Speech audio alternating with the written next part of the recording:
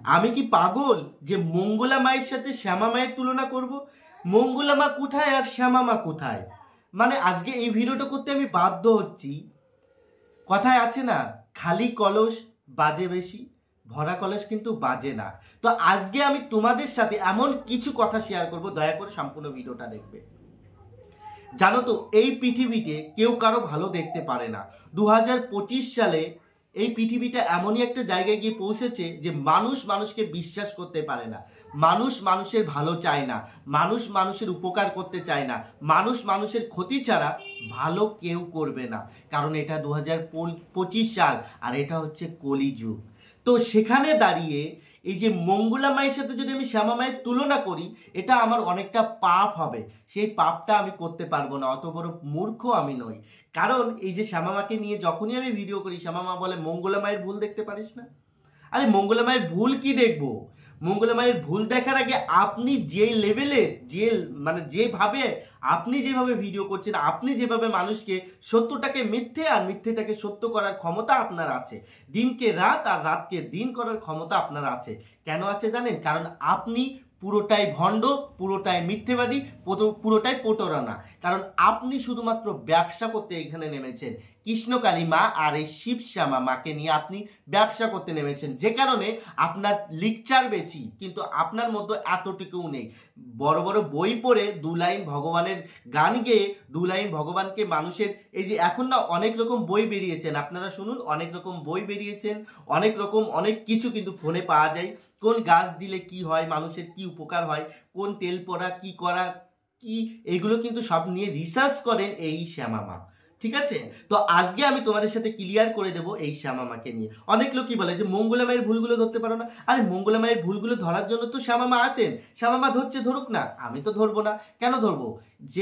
যে মানুষটা একাই 100 মানুষের সাথে লড়াই করতে পারে, সে মাত্র মঙ্গলা মায়ের সাথে লড়াই করতে পারছে না। মঙ্গলা মা তো একা। আর আমরা যেই মানুষগুলো মঙ্গলা মায়ের সাপোর্ট নিয়ে কথা বলছি, আমরাই পারছি না একা। আমরা এত মানুষ মিলে শ্যামা মায়ের সাথে পারছি না। মানে শ্যামা মা তো দিনকে রাত আর রাতকে দিন করতে পারে, কারণ তার মধ্যে পুরোটাই ভণ্ড, পুরোটাই মিথ্যে।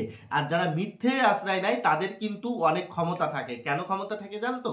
কারণ সত্যের পথ সবসময় বাঁকা থাকে আর মিথ্যের পথ সবসময়ের জন্য কিন্তু ভরা থাকে। কারণ যারা মিথ্যের আশ্রয় নেয় তাদের দেখবে তাড়াতাড়ি সফলতা পায়, কারণ তারা লুকোচুরি করে কিন্তু আগে চলে যায়। আর যারা সত্যর পথ সোজাভাবে চলতে যায় তাদের জীবনে অনেক বাধা আছে। যেমন মঙ্গলা মায়ের সত্যর পথে চলছে, সৎ পথে চলছে বলে আজকে তার এত বাধা, মন্দির করতে এত বাধা, তার এত কিছু কথা তার শুনতে হচ্ছে। কারণ একটা মানুষের মতো ভুল হতেই পারে, হতে পারে না? অবশ্যই ভুল হতে পারে, আমরা তো মানুষ।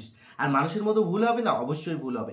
কিন্তু একটা জিনিস আমি বুঝতে পারি না, এই যে শ্যামা মা, এই যে টিকটিকি ডাকলো, এই যে শ্যামা মা বলে টিকটিকির সাথে মায়ের তুলনা করেছেন। আমি একটা ভিডিও আপনাদের বলেছি টিকটিকি নাকি তার মা, মানে তার চিন্তা ভাবনা আর আমাদের চিন্তা ভাবনা সম্পূর্ণ আলাদা।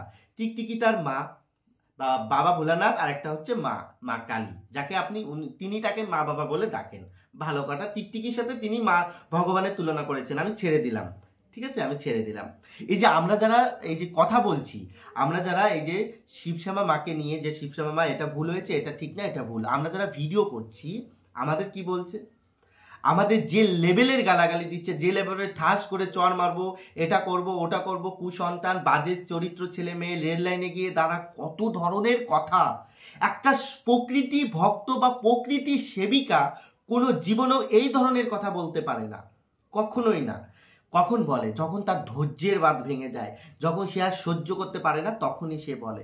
কিন্তু একটা সেবিকা যার কোনো ধৈর্য নেই, যার কোনো সে কোনো ধৈর্য ধরে থাকতে পারে না, সে শুধুমাত্র যে কোনো মানুষ যদি তাকে নিয়ে একটা কথা বলে, সে তাকে এমন করে দেখায় মনে হয় বিশাল বড় একটা কিছু হয়ে গেছে।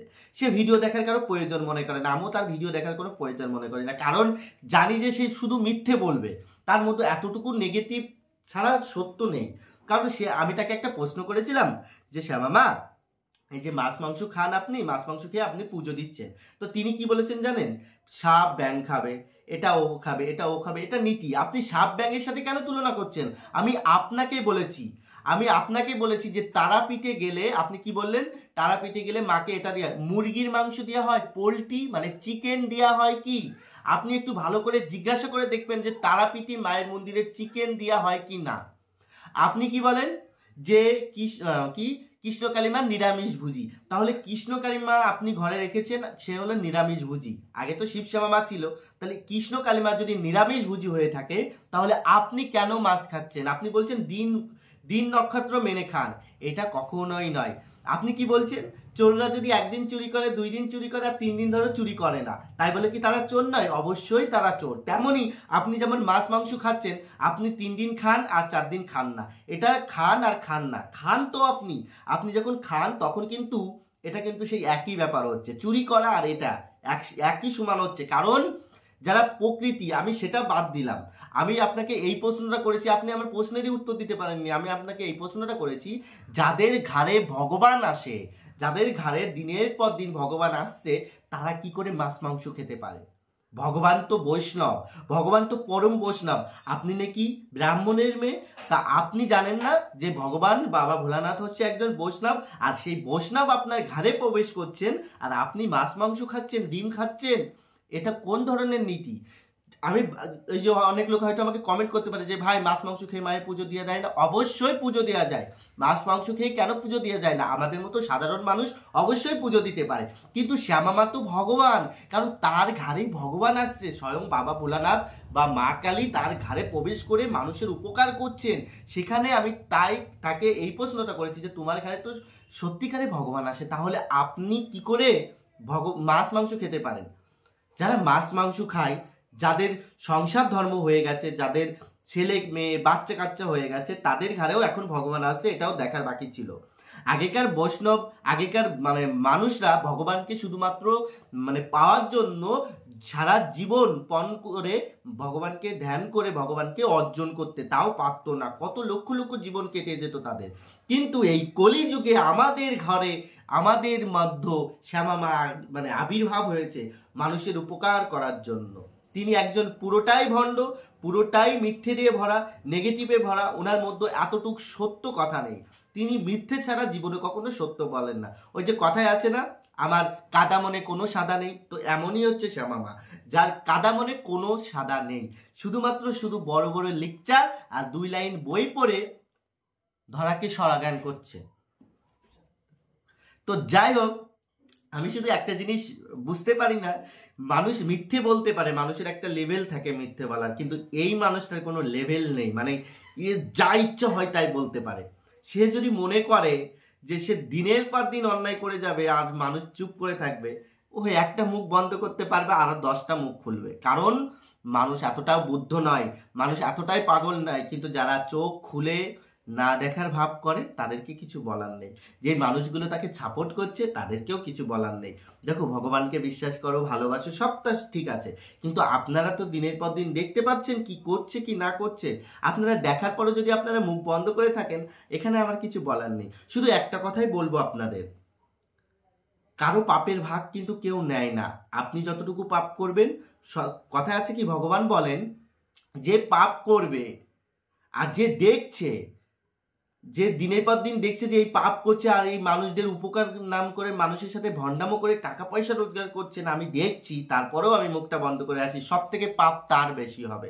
সে পাপ করছে তার তো হবেই, কিন্তু সে দেখার পরেও চুপ করে আসে, তার পাপ আরো বেশি হয়।